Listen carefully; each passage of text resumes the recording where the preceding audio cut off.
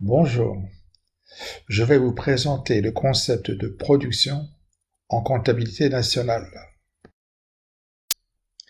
La notion de production est au cœur de la comptabilité nationale. Elle correspond à l'activité de création de richesses par les hommes. Le système européen des comptes 2010, c'est-à-dire le SEC 2010, en donne la définition suivante. La production est une activité exercée sous le contrôle, la responsabilité et la gestion d'une unité institutionnelle qui combine des ressources, main-d'œuvre, capital, biens et services, pour fabriquer des biens ou fournir des services. Ne font pas partie de la production les processus naturels sans intervention ou contrôle humain. C'est ainsi que l'accroissement sauvage des stocks de poissons dans les eaux internationales ne constitue pas une production, contrairement à la pisciculture. Les définitions de la comptabilité nationale ne sont pas arbitraires. Elles suivent une logique qui n'apparaît pas toujours explicitement dans les textes officiels, mais qu'il est important de comprendre. C'est cette logique que nous allons présenter. Tout d'abord, l'objectif est de mesurer la richesse créée par les hommes. Cette richesse prend la forme de biens et de services. Pour mesurer la production, il faut tenir compte de plusieurs facteurs, dont deux sont particulièrement importants. 1. La diversité des produits. 2. La nécessité d'assurer la cohérence globale du système. Du premier facteur, on déduit que l'on doit estimer la production par des valeurs et non par des quantités. Du deuxième facteur, on déduit deux nécessités. 1. Évaluer la production au moment où elle a lieu. 2. Évaluer la production indépendamment de son utilisation. On en déduit alors les points suivants. 1.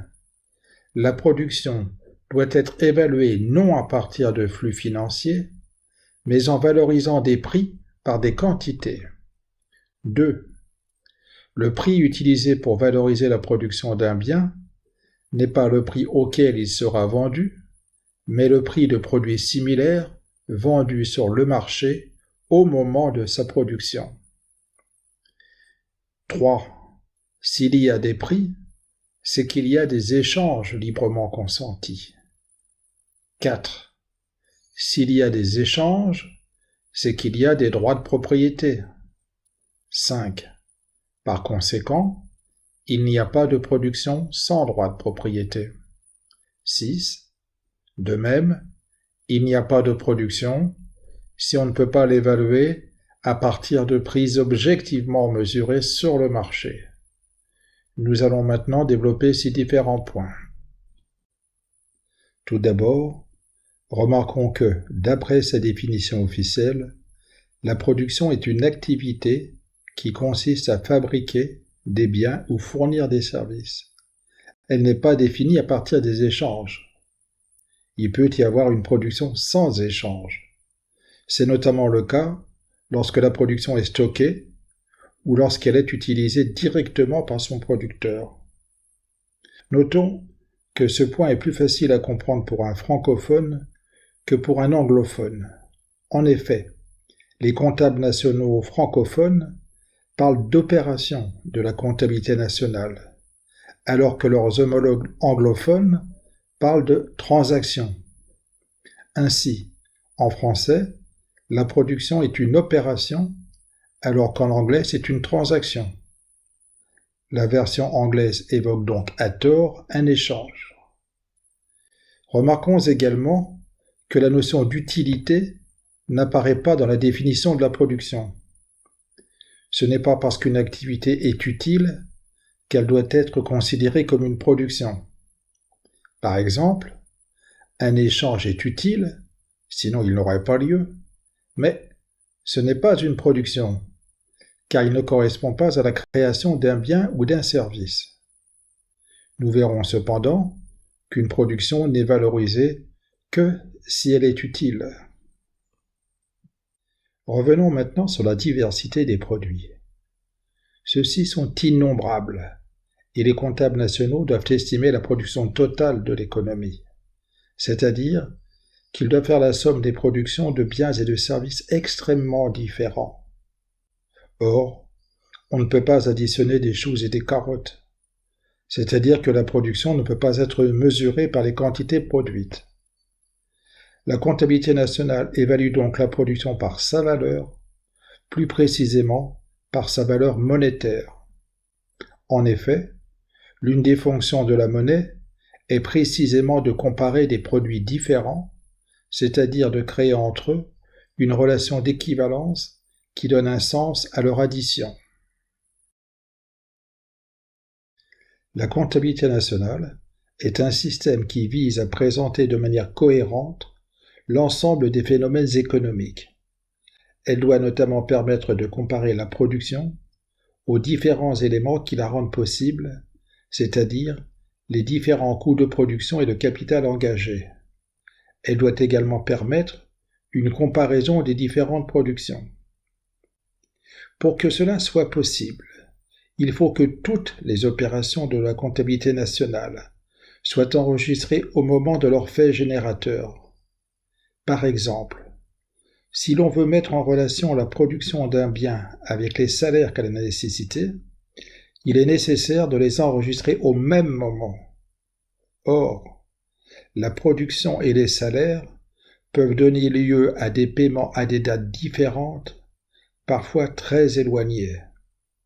Le principe de l'enregistrement des opérations au moment de leur fait générateur permet d'enregistrer la production et les salaires qu'elle nécessite au même moment, c'est-à-dire au moment de la production. L'application du principe général implique donc que la production soit enregistrée dans les comptes au moment où elle a lieu et non au moment de sa vente.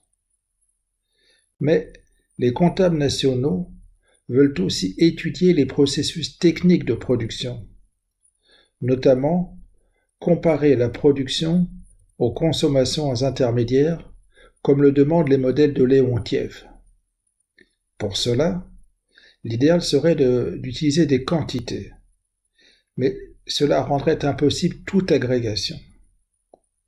À défaut, les comptables nationaux ont décidé d'évaluer de la même manière deux unités identiques de biens ou services produites au même moment. Cela implique d'évaluer la production indépendamment de son utilisation. Il en résulte deux conséquences. La première est que la production est valorisée non pas par le flux financier généré par sa vente, mais en valorisant les quantités produites par des prix. En effet, le prix de vente dépend non seulement de la production, mais aussi du moment et des conditions de la vente.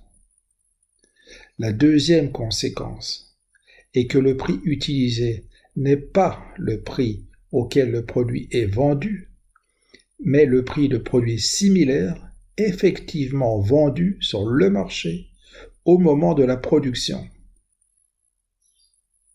Ainsi, la production est mesurée en valorisant des quantités par des prix. Mais un prix est la quantité de monnaie contre laquelle s'échange une unité d'un bien ou d'un service. Pour qu'un prix soit effectif, il faut donc qu'il y ait un échange, ce qui suppose un droit de propriété, car on ne peut échanger que ce que l'on possède. Là où il n'y a pas de droit de propriété, il ne peut y avoir d'échange, et donc de prix. S'il n'y a pas de prix, il n'est pas non plus possible de valoriser des biens et des services sur une base objective. Il ne peut donc y avoir d'enregistrement d'une production en comptabilité nationale. Mais, pour qu'il y ait un prix, il ne suffit pas qu'il y ait un échange. Il faut également que cet échange soit librement consenti. Si l'échange n'est pas librement consenti, comme c'est le cas lors d'un vol, la monnaie échangée correspond au moins partiellement à une extorsion et non à un prix. Ainsi, s'il n'y a pas d'échange librement consenti, il n'y a pas non plus de prix, et s'il n'y a pas de prix, on ne peut pas valoriser des quantités sur une base objective. On ne peut donc pas comptabiliser de production. Lorsqu'il y a des échanges librement consentis, les prix peuvent être relevés par les statisticiens, et ils sont alors considérés comme une mesure objective de la valeur que la société attribue aux produits, c'est-à-dire également, d'une certaine manière, comme une mesure de leur utilité.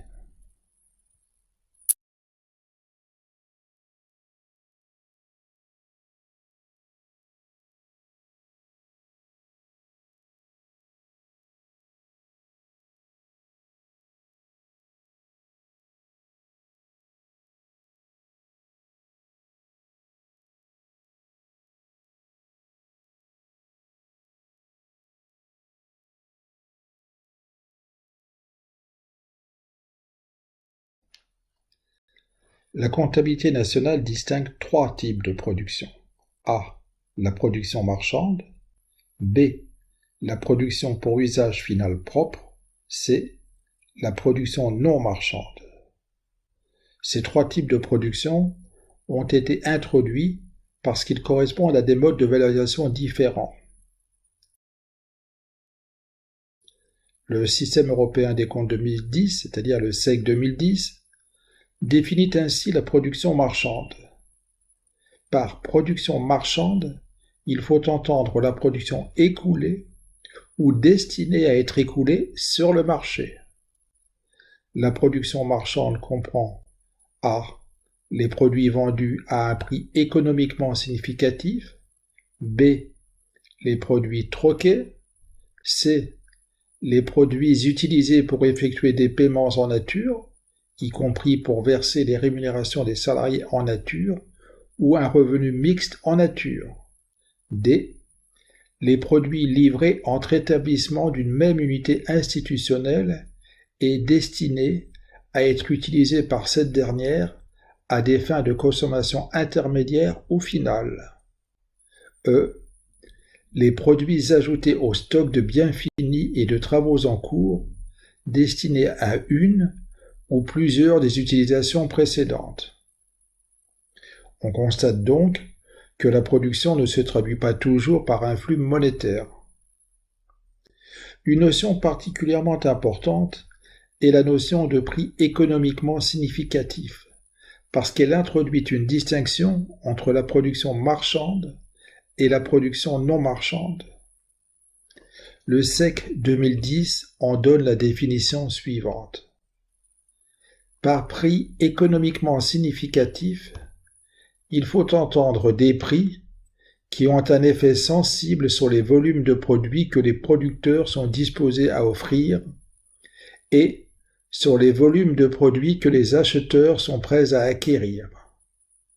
Ces prix résultent de la réunion des deux conditions suivantes. A. Le producteur est incité à ajuster l'offre en vue de réaliser un bénéfice à long terme ou, au moins, de couvrir son capital et ses autres coûts. Et B. Les consommateurs sont libres d'acheter ou non et font leur choix sur la base des prix facturés.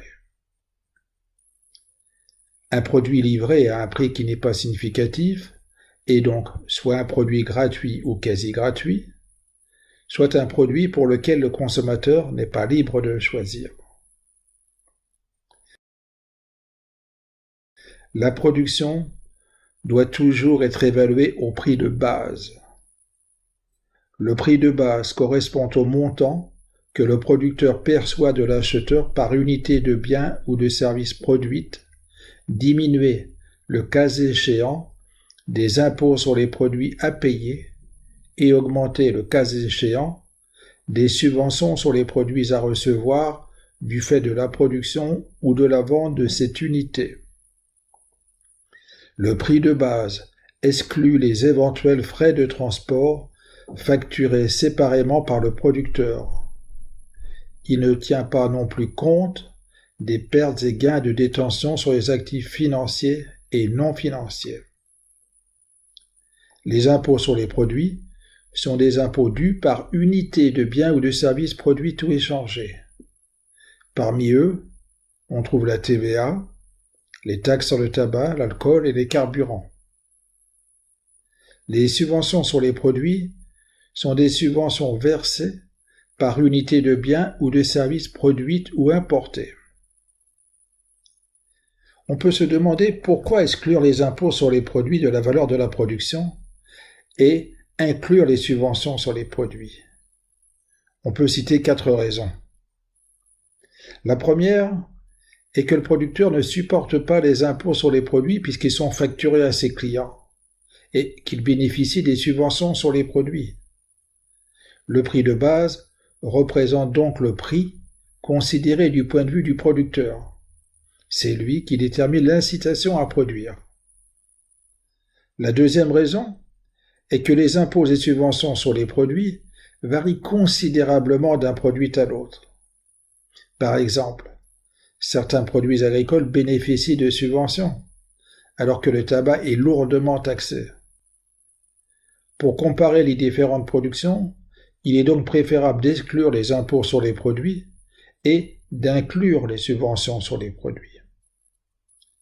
La troisième raison est qu'au moment de la production, c'est-à-dire au moment où elle doit être valorisée, on ne sait pas toujours comment sera taxée la production. Par exemple, un produit vendu à une entreprise ne supporte généralement pas la TVA, alors qu'il est taxé s'il est vendu à un ménage. La quatrième raison est que la production doit être valorisée indépendamment de son utilisation, ce qui nécessite d'exclure les impôts sur les produits, puisque ceux-ci en dépendent. Rappelons ici que, puisque la production doit être enregistrée au moment où elle a lieu, et non au moment de sa vente, le prix de base n'est pas le prix auquel le produit est effectivement vendu, mais le prix de base de produits similaires effectivement vendus sur le marché au moment de la production.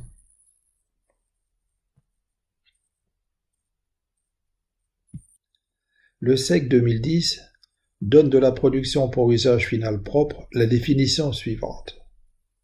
Par production pour usage final propre, il faut entendre les biens ou services qu'une unité institutionnelle produit et conserve à des fins soit de consommation finale pour compte propre, soit de formation de capital pour compte propre. Comme exemple de consommation finale pour compte propre, le SEC 2010 cite A. Les produits agricoles conservés par les agriculteurs, B. Les services de logement produits par les propriétaires occupants, C. Les services domestiques produits du fait de l'emploi de personnes rémunérées.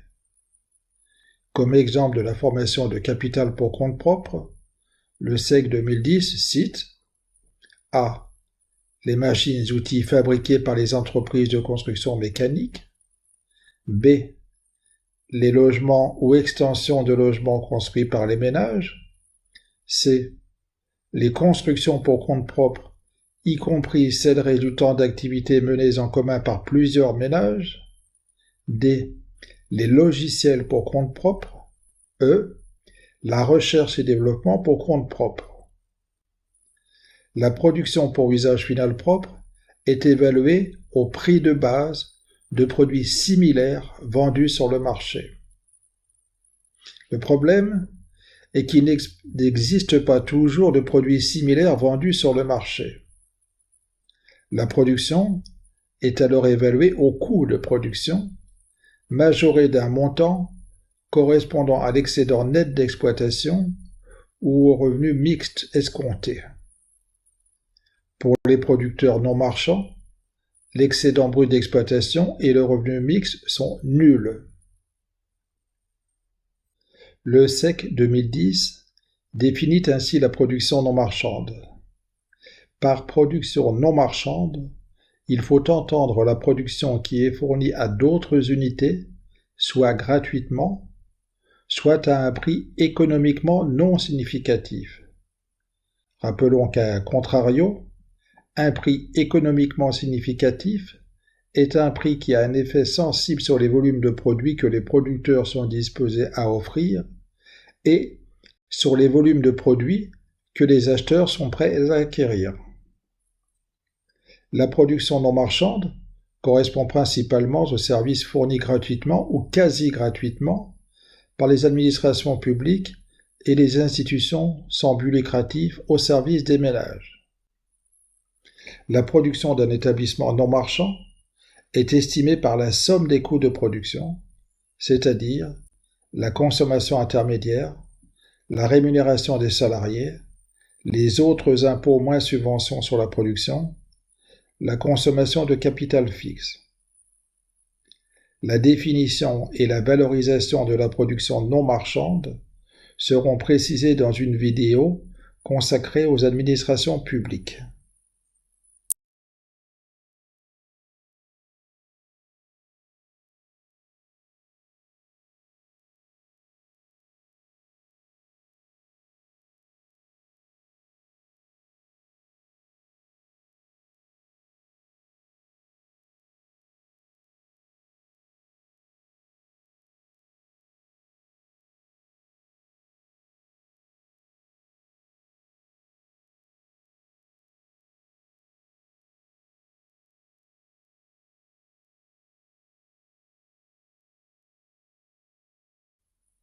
Nous pouvons maintenant préciser l'évaluation de la production de certaines activités. Commençons par la production des commerçants. La production des grossistes et détaillants est mesurée par les marges commerciales qu'ils réalisent sur les biens qu'ils achètent à des fins de revente. Le SEC 2010 définit ainsi les marges commerciales. La marge commerciale représente la différence entre le prix de vente effectif ou imputé d'un bien acheté pour être revendu et le prix qui devrait être payé par le distributeur pour le remplacer au moment où il est vendu ou utilisé d'une autre façon. Remarquons que la marge commerciale ne correspond pas à ce qu'a gagné le commerçant dans son opération d'achat suivie de revente. En effet, la marge commerciale n'est pas calculée à partir du prix d'achat effectif, mais à partir du prix que devrait payer le commerçant pour le remplacer au moment de la vente. Ces deux prix sont différents, car le prix d'achat peut varier au cours du temps. Ce point est essentiel, car il est l'application d'un principe fondamental de la comptabilité nationale, c'est-à-dire que les gains et pertes de détention ne sont pas inclus dans la production. La production doit en effet mesurer l'activité des hommes et non ce qu'ils gagnent. Par exemple, ce que gagne un commerçant en achetant un bien à un certain moment et en le revendant plus tard peut se décomposer en deux éléments. Premièrement, un gain ou une perte venant de la fluctuation des prix entre le moment de l'achat et celui de la vente. Deuxièmement, la rémunération de son travail. Puisque la production vise à mesurer l'activité, elle exclut les gains et pertes résultant des fluctuations de prix. Les marges commerciales réalisées sur certains biens peuvent être négatives si leur prix de vente est inférieur à leur prix de remplacement. Elles sont en particulier négatives pour les biens qui ne sont pas vendus parce qu'ils sont volés ou mis au rebut. Notons que dans la définition, l'expression prix de vente effectif ou imputé signifie que certains biens achetés pour être revendus sont en fait utilisés par le commerçant en tant que consommation intermédiaire, rémunération des salariés en nature ou revenu mixte en nature. On leur associe alors une marge commerciale nulle. Notons également que la marge commerciale est évaluée au moment de la vente ou de l'utilisation du bien. On en déduit le calcul de la production d'un grossiste ou d'un détaillant tel qu'il est donné par le SEC 2010. Valeur de la production égale valeur du produit des ventes plus valeur des biens achetés pour la revente et utilisés pour la consommation intermédiaire, rémunération en nature des salariés ou revenu mix en nature, moins valeur des biens achetés pour la revente, plus valeur des entrées en stock de biens pour la revente, moins valeur des biens sortis des stocks de biens pour la revente, moins valeur des pertes courantes dues à des taux normaux de déperdition, de vol et de dommages accidentels. Notons un point important dans ce calcul compliqué. Seuls les pertes et les vols courants sont pris en compte. Le mot « courant » fait référence au fait que ces vols et pertes sont considérés comme habituels et donc anticipés par le commerçant. Elles sont prises en compte dans ces anticipations de profit. Au contraire, les pertes et vols de caractère exceptionnel ne sont pas prises en compte dans la production, mais dans les autres flux, c'est-à-dire les flux qui ne correspondent pas à des opérations. Il s'agit ici de l'application d'un principe fondamental. Les opérations de la comptabilité nationale correspondent à des actions que les agents ont décidées en toute liberté. Elles excluent les événements subis par les agents, comme les fluctuations du niveau des prix. Puisqu'ils sont prévisibles, les pertes et vols courants sont considérés comme acceptés car indissociables de l'activité entreprise. Notons également que les vols courants sont déduits de la production, c'est-à-dire qu'ils correspondent à une production négative. Ils ne sont pas consommés par les ménages, mais sont comptabilisés dans les sorties de stock. Voyons maintenant la production de services de logement. Toute occupation de logement donne lieu à une production de services. Dans le cas d'une location, la valeur de la production de services de logement est valorisée par le loyer payé. Mais la comptabilité nationale enregistre aussi une production de services de logement lorsque celui-ci est occupé par son propriétaire. La production de services de logement par les propriétaires occupants est évaluée sur la base du loyer estimé qu'un locataire devrait payer pour un logement similaire, compte tenu de facteurs tels que la localisation, la proximité d'équipements collectifs, etc., ainsi que de la taille et de la qualité du logement lui-même. Un point important doit être noté.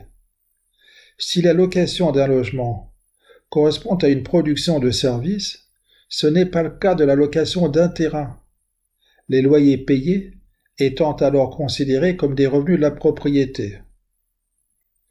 La raison en est qu'un logement est un actif produit, alors qu'un terrain est un actif non produit.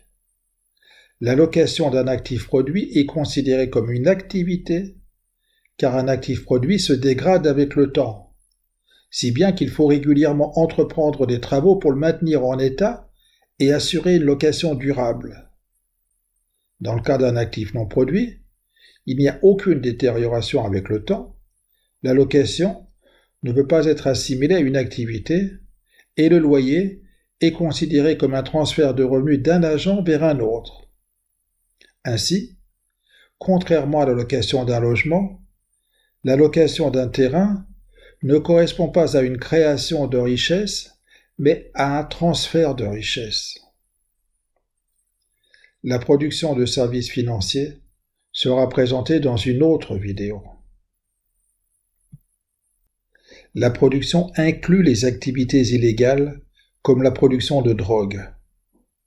Ce point a fait l'objet de nombreuses discussions animées. Précisons tout d'abord que les seules activités illégales prises en compte sont celles qui donnent lieu à des échanges librement consentis par les deux parties. Par exemple, la production de drogue est enregistrée car elle donne lieu à des échanges supposés libres. Au contraire, le vol n'est pas pris en compte, car il ne correspond pas à un échange libre. Le principal argument officiel en faveur de la prise en compte des activités illégales est que, si elles n'étaient pas comptabilisées, il y aurait une sous-estimation du revenu des producteurs et de l'épargne, ce qui amènerait à surestimer leurs acquisitions d'actifs. Remarquons que cet argument n'est pas décisif d'un point de vue comptable, car l'argent provenant des activités illégales aurait pu tout aussi bien être considéré comme provenant d'un transfert et non d'une production. En réalité, le débat se situe au niveau de la société prise dans son ensemble. La question est de savoir si les activités illégales, comme la production de drogue, enrichissent ou non le pays. Si l'on répond positivement, alors il faut inclure les activités illégales dans le champ de la production. Sinon, il faut les exclure. Ceux qui sont en faveur de l'inclusion des activités illégales dans la production se placent au niveau des relations entre individus, c'est-à-dire par exemple entre le producteur de drogue et son consommateur. Ils considèrent que si un échange est librement consenti, c'est qu'il est utile pour les deux parties. Ils pensent également qu'un échange entre deux individus ne concerne pas les autres et qui ne peut donc leur nuire. Comme ce qui est bon pour un individu sans léser personne ne peut être que bon pour la société, ils en déduisent qu'il faut inclure les activités illégales dans le champ de la production. Ceux qui s'opposent à l'inclusion des activités illégales dans la production pensent que si une activité est déclarée illégale, c'est que la société la considère comme nuisible, si bien que l'on ne peut en aucun cas la considérer comme une source d'enrichissement global. Sous l'apparence de débats techniques, ce sont donc ici des conceptions opposées de la société qui s'affrontent. C'est souvent le cas en comptabilité nationale.